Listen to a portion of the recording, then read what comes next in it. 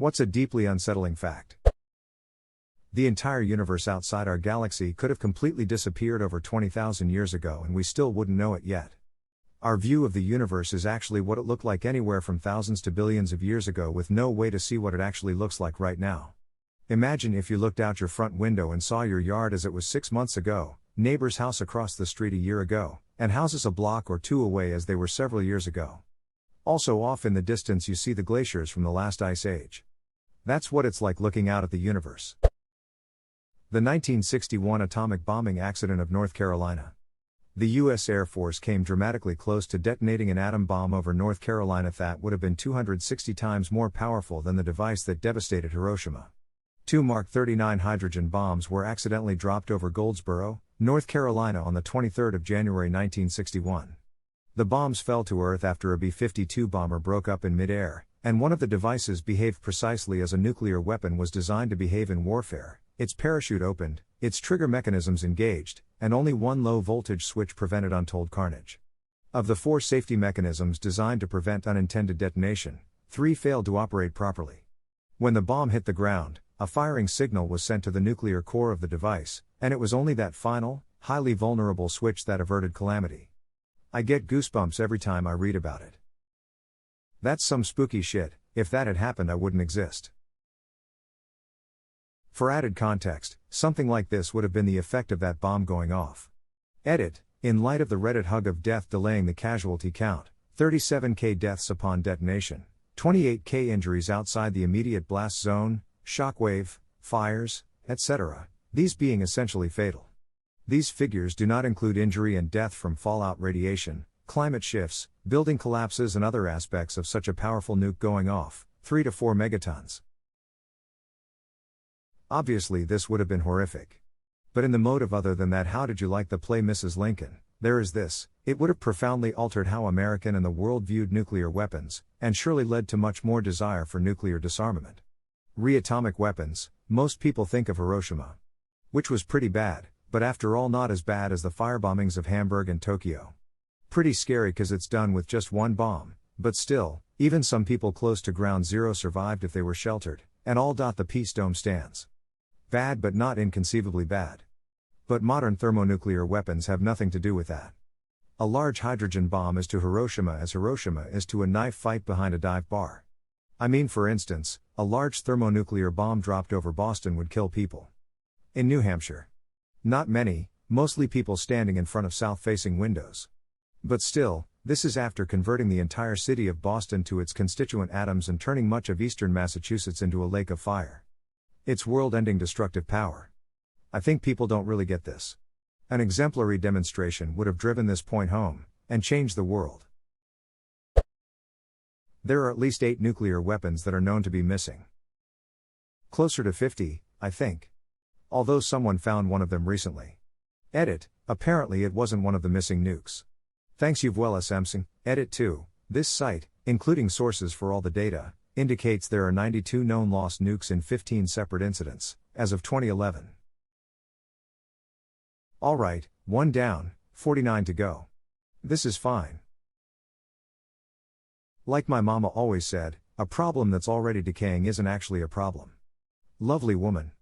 Died to gamma radiation from nuclear waste. Every day, one person takes the biggest shit in the world and doesn't even know it. Edit, and now my top-rated comment is about giant killer shits. I wonder if there are a few unusually big shitters out there who get the top spot quite often, or if it's always someone different.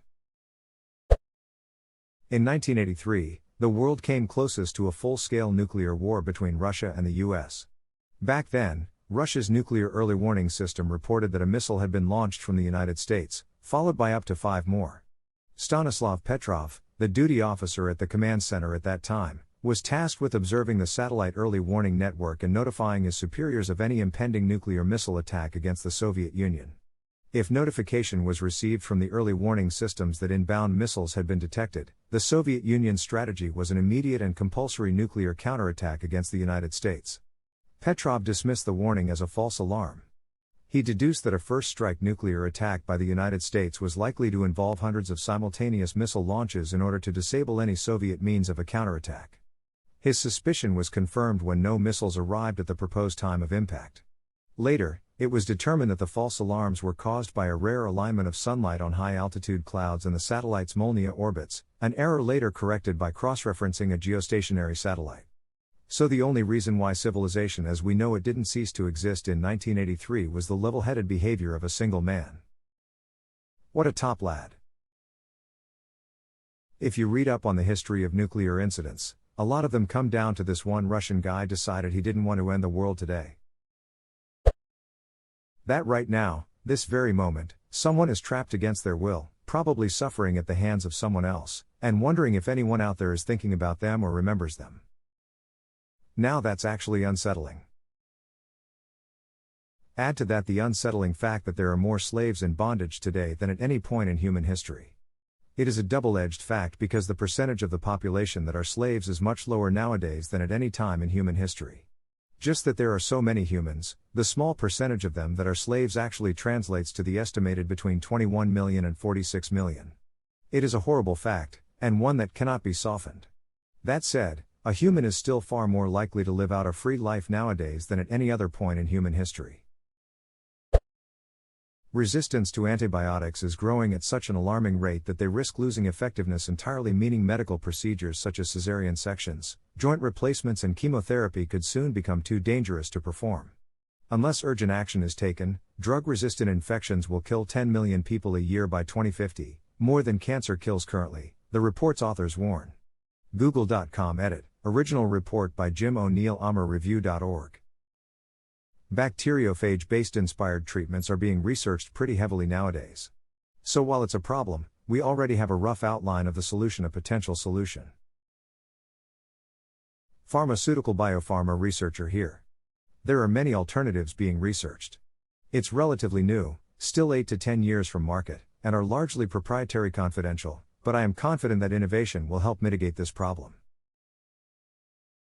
Thank you for a sane reply. It's a scary problem.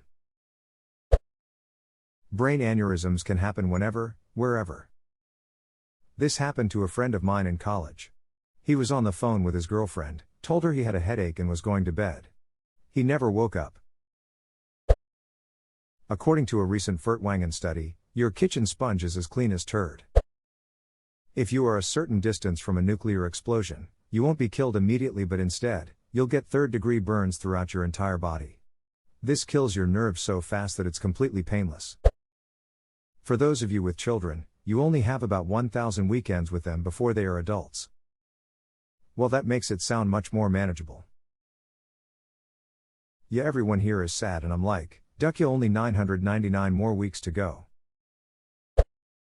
We are alive at what the overwhelmingly vast majority of the universe will know as the extremely distant past, 13 billion years into something that could very well make a trillion years look like the blink of an eye.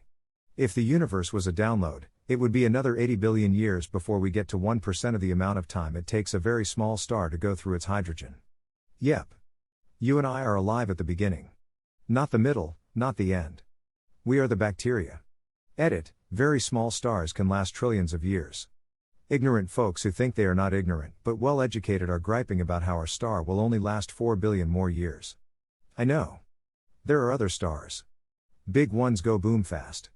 Medium ones last billions of years and turn into neutron stars or brown red dwarf stars. Tiny stars can last trillions of years. I am only writing what astrophysics wrote in a book about how long stars can last. Edit 2, I am Verismart representative has informed me that, because I wrote brown instead of red, I know nothing whatsoever. I like to think that person is sad and lonely. So we could as well be the so-called ancient race or settlers of the universe, even maybe the first ones? We are very poor role models. Just imagine how dumb the next big species will be. The first firefighter killed responding to the 9/11 attacks was struck dead in the courtyard by a falling body. 2 people, killed simultaneously, one on his way in, the other on their way out. Also, to this point, the fact that people are still dying from 9/11 and its after effects. My father-in-law passed this weekend and he was a first responder. His heart failed after his lungs could no longer get oxygen to his blood. There are a huge amount of illnesses that aren't curable or even treatable. We have this idea that we go to a doctor, they find out what's wrong with us and then fix us. There are many illnesses that make doctors throw up their hands because they don't even know what is causing us to be unwell, and people are often ill for years, or life. I'm always disturbed by the idea that when I get older, if I do, I'll watch my friends and family pass away, or they'll watch me. I want to be the cute couple that dies of old age minute shores apart, so my husband or I don't have to suffer loss.